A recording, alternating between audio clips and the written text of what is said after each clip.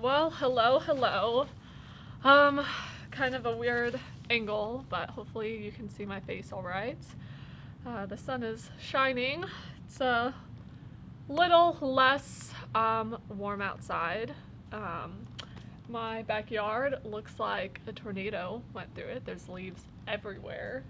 And this like bush that's being held up by these like wooden platform things is starting to lean even more. I think it's been windy a lot recently here.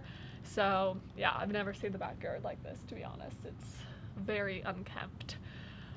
But let's just get right into the video. I was originally going to do the video today on theological discussions.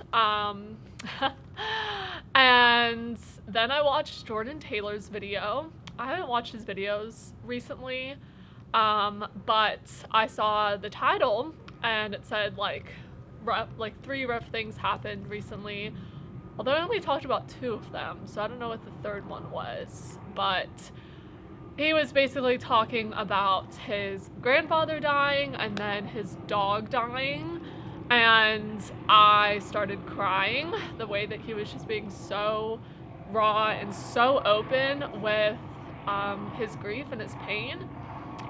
Yeah, I hadn't cried over my grandparents and my dog in a really long time, but hearing him describe very similar situations was just, it like takes you back to those moments. So I guess I never made a video on grief.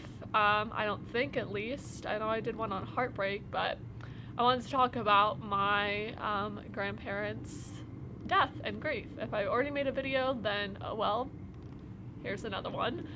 But I hope that this helps you if you're experiencing grief, or if you know someone experiencing grief and you haven't experienced grief, because that can be kind of frustrating when you are experiencing grief and the people around you have not.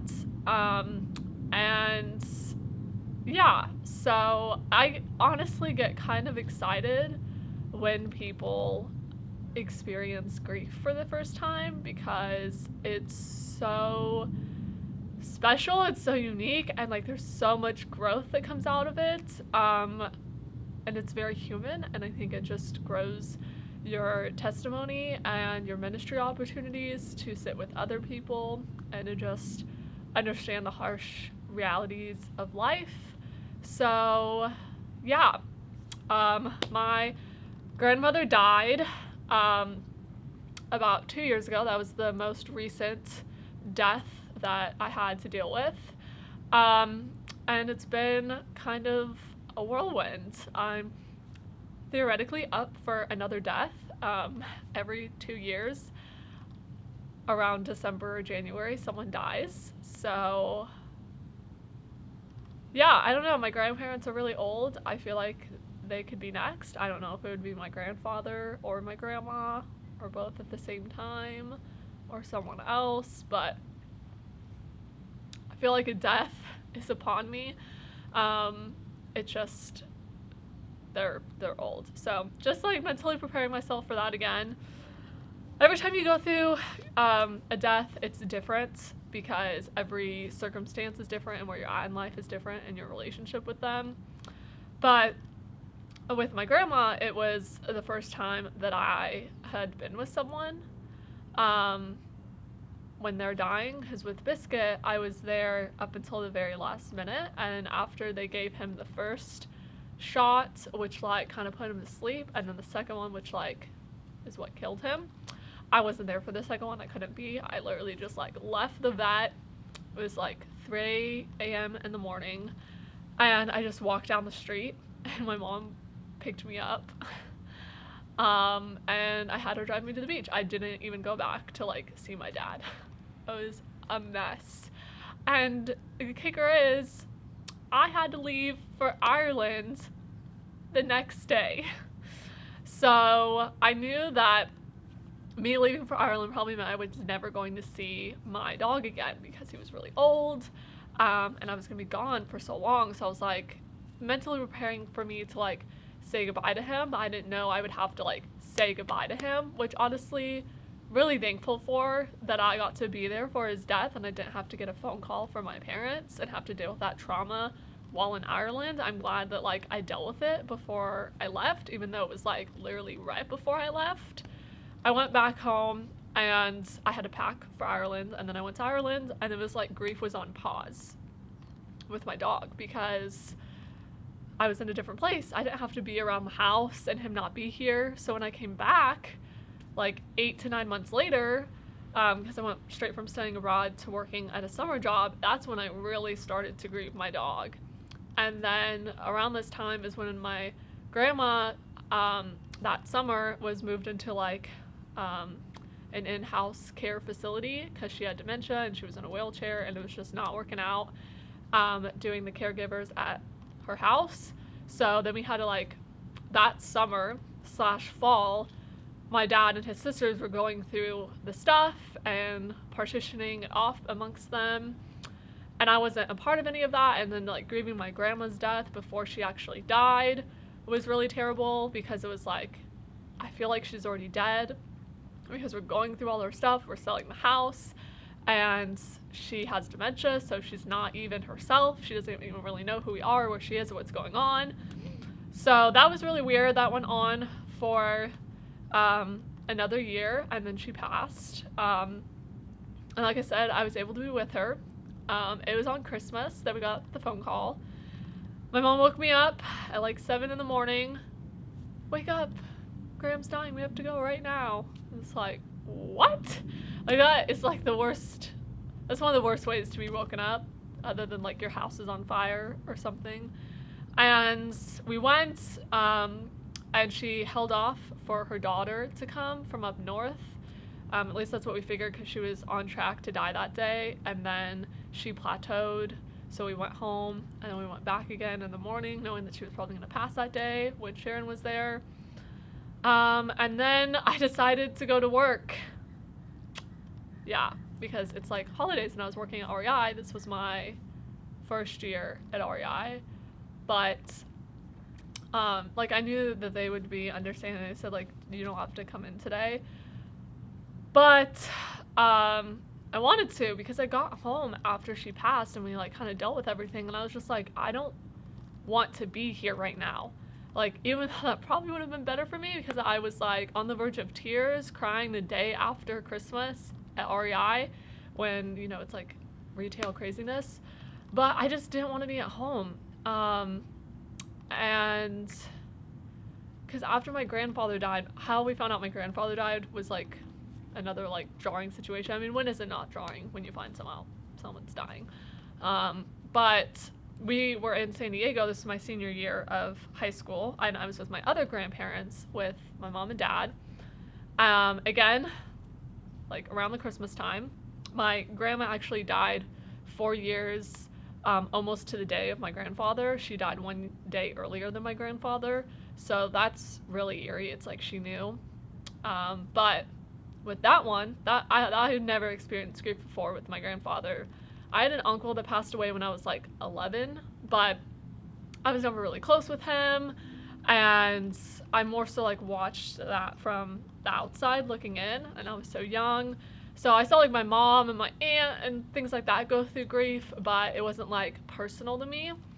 So my grandfather was the first one that was personal, and with that one, you know, it just hit like a ton of bricks. And you're in high school still, so like people have high school problems, you know, like chemistry's really hard, you know, and I just got really resentful and bitter of like hearing these other teenagers talk about their worst thing happening to them is they have a chemistry test coming up. It's just like, really, like, let's get some perspective here.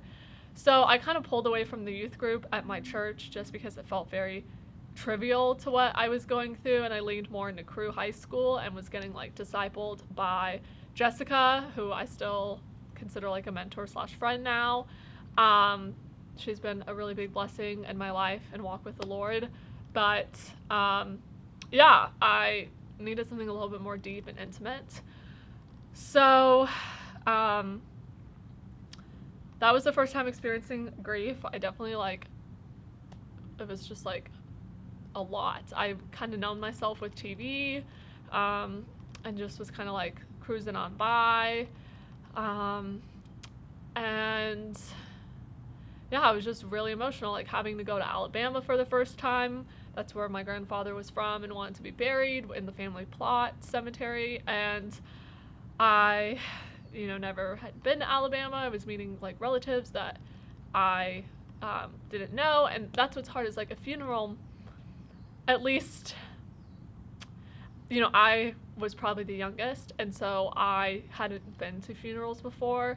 And so usually for most people, funerals are kind of like a wedding in the sense that like it's an excuse to get family together and to catch up and to like kind of celebrate life and have fun. But since this was my first funeral, I was like, this is super serious. Like, I don't want to talk to you about my life. I'm grieving,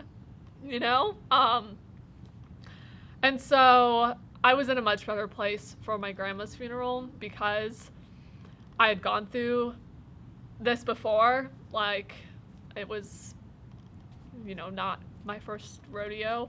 And I also, I think, got more time to grieve her, like more time to prepare mentally because we went through all our stuff and got rid of the house and, she had dementia and then I was with her when she died. Like, there was just a lot more time to process that.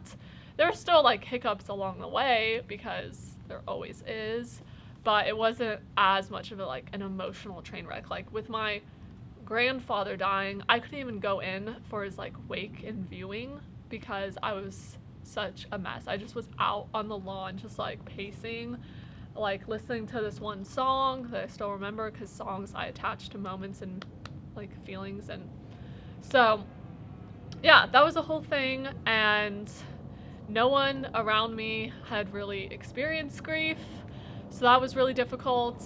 And then with my dog dying, it's like I grew up with my dog for my whole life. And so with both of those, with all three of my deaths that I've experienced so far, it's not like this sudden young person death, it's my grandparents, it's my elderly dog. You kind of are somewhat prepared for it to happen, even though it can still come as a shock. What's hard with that type of death is you see them deteriorate. So your memories of your like grandma, the freshest memories are of them not really your grandma and them not being themselves and them being very old and not like that youthful spirit. Where if someone, I can just imagine, because I haven't experienced this type of grief, but I imagine if someone dies suddenly before their time or whatnot, it's always like God's timing with our deaths, but if they're not old, it's very sudden, so there's a lot of shock in that. It's like, wow, I didn't see this coming. Like, I expected them to be in my life for all these years, blah, blah, blah. But you at least remember them for how they were. And that's really different than if someone had just like a steady decrease. And trying to think what else I want to say with the grief aspect. Yeah, every time it's different. So like, and it like hits you in different waves. And with my grandfather, it's like he died and then I grieved. And then Biscuit, it's like he died, it was paused, and then I grieved. And then with my grandma, I grieved and then she died. But I think what I would give advice to people is like be very sensitive to them in this season if they're going through grief. Like, they may not outwardly show you their pain. They may not be crying in front of your face all the time. They may not be like outwardly expressing all their feelings and all that stuff, but just be mindful that like someone just died, and like when I say insensitive, I don't mean like the person is being insensitive in doing these things, but just be a little bit more sensitive and cautious with like like don't bring unexpected people over to like hang out with them, or like don't like try to surprise them with unexpected people to where they would have to like put on you know, like they're not going to want to cry in front of like someone they don't really know that well. So I think it's just like being mindful about that stuff. Or you know, like I would ask them like, hey, can I bring you something? And then if they say like, no, I think I just want to you know, be alone right now and grieve, and like respect them in that. Like I think it's good to offer and like show that you want to actively do something, because sometimes people are just like, oh, I'm praying for you and I'm thinking of you and things like that. But sometimes we need someone to like physically be there as well, although you're not going to be the ultimate comforter like God is. It's important to have someone like physically show up for you and like hug you or like make you food or like take you shopping, or you know, just something to distract them and get them excited and to have something to look forward to, so they're not just like stuck in their bedroom. And like that's when the grief can spiral and the depression can start to hit, is when they're just isolated a lot. And sometimes people don't know that they're isolating themselves, so it's not like, oh, like why didn't you reach out, or like you need to reach out and communicate. But sometimes it's just like comfortable to do that, so they think that they want that and they think that they need that, but it's not always the best. So whatever type of relationship you have with this person dictates like how like tough love, how much you can like kind of force your way into like just showing up at their house and bringing them cookies, or like respecting that relationship that you have with them and boundaries. But I think another thing that's important, it's not just check in on them like the second it happens or even like a week later, but check in on them a month later, check in on them 6 months later, check in on them a year later, 2 years later. Like grief comes in waves, and the best way I've heard it described, Lindsay Roman passed this along when she was going through a miscarriage, but grief is like, I'll describe it. So there's a box, and when you're first experiencing grief, the ball is really big and it keeps bouncing against the walls and hitting all these pressure points and just having all this stuff come up. And then over time, the ball gets smaller, so it doesn't hit the wall as often, but when it does hit the wall, it comes flooding back as if like you were in that moment again. And I think that's really fair. And also, holidays are a really hard time, especially for me, because, well, I found out my grandma was dying on Christmas, and then like my grandfather died 2 days after Christmas, and then I guess, well, my dog died in early January. But it's just a hard time because like you have to go through the holidays without them, and then the first year is always the hardest because you're doing everything without them, and you're having to come up with these new traditions and these new ways of doing things and new routines, and that's really difficult. And then like you having to go to all these spaces and relive these like old memories, like being in the house after my grandfather died, like being in my grandma's house after my grandfather died was like rough. I didn't want to cry in front of my grandma, so I like went to the kitchen and I just like had a moment. I think my mom came in, but like I just needed a moment because it was weird. It hit me. It was eerie. I did not like it. And like I can't imagine how she felt being there every single day. Like they were married for 70 years and they lived in that house for like 60 plus years at that point. That's a long time. And then to have the person that you have been with for that long in that space just gone, whew, that's rough. So I don't really know what else I want to say. I guess I'll say like continue to point them to Jesus and the gospel, and don't give like Christian platitudes, just point them to the simple truth. Like keep reminding them of God's goodness, of God's providence, and don't try to be like, well, you should always have joy in the Lord. It's like, yeah, but like we're also allowed to hold pain. We can hold pain and sorrow, and we can hold joy and peace at the same time. Like they can be held and coexist, and that's where the tension comes in, of like the pain, the hurt, the realities of this temporary world, and then also the hope and like promise of the future and eternal world with Jesus. So And yeah, don't try to like be like, yeah, I know this one person whose father died and now they're doing great and they're having all this ministry and they see so much purpose and light and all this stuff in it. It's not good to like model someone else and their journey and like project that onto someone else. Just sit there and listen and speak truth into their life and speak love and be caring. But again, especially if you have not been through grief, it's a little bit harder. Yes, you can not have been through grief and like heard wisdom from other people, but it's not the same because it's not coming from the heart of like, I know, like I've been there.